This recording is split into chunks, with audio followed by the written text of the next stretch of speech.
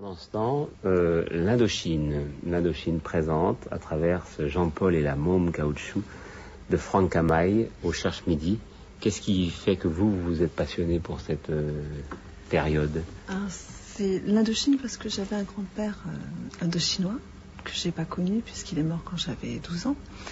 Mais l'Indochine est un peu un prétexte. Oui, c'est une toile de fond. Ouais, c'est une toile de fond, ça aurait pu être n'importe quelle guerre. L'idée, c'était de montrer l'absurdité d'une guerre.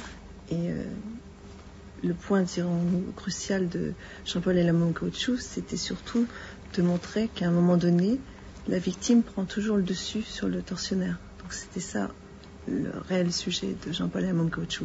En l'Indochine, j'avais envie d'aller un petit peu dans mes racines, c'est tout. C'est une manière de rendre hommage à un grand-père.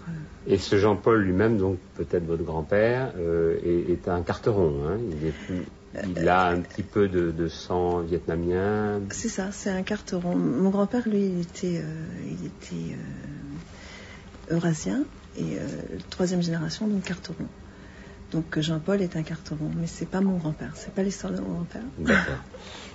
Alors, il faut parler un peu de la narration. Ce sont des courts chapitres qui sont très vifs, très, parfois même quelques mots, quelques lignes. Il y a beaucoup de violence dans votre livre, beaucoup apparemment de souffrance.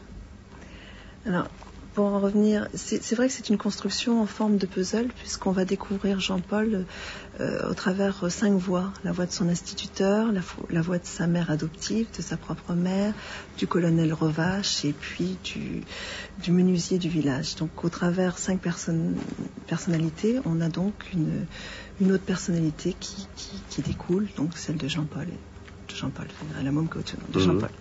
Et aussi, vous êtes d'accord, quand même, une violence qui est assez... Je trouve pas que ça forte, soit non violent. Cruel et déstabilisant, oui, mais violent, oui. On traverse une guerre, donc c'est forcément violent. Disons que j'avais envie aussi de décrire, enfin, au travers de la violence, c'est au niveau, je dirais, du groupe. Ce qui m'interpelle, c'est quand on met un groupe ensemble d'hommes ou de femmes ou d'homo sapiens, ensemble, le groupe peut faire beaucoup de dégâts.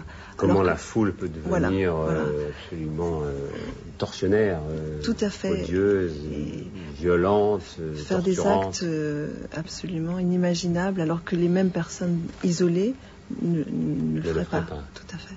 Ça, on voit bien que c'était une obsession chez vous. Oui. Et alors, cette môme caoutchouc, ça tombe bien, parce que c'est le pays de l'EVA, l'Indochine, et il fallait que ce soit là. Tout à fait. Puis surtout, elle est considérée comme une espionne. Elle est torturée pour des aveux. Or, cette jeune Indochinoise ne parle jamais, parce qu'elle ne trahit pas, jamais. Donc elle se retrouve dans une position de victime totale. Mais au travers de ce livre aussi, il y a l'idée qu'à un moment donné, on peut toujours résister. Et c'est ce qui m'importait de dire aussi, c'est que Jean-Paul, à sa manière, avec cette jeune Indochinoise, va résister, va dire non. C'est une manière pour lui de dire non. Donc il y a toujours un moment, quelle que soit la situation, où on a le pouvoir de dire non. Voilà ce court livre, comme une gifle, de Franck Camaï, qui s'appelle Jean-Paul et la môme caoutchouc, publié au Cherche-Midi. De votre côté.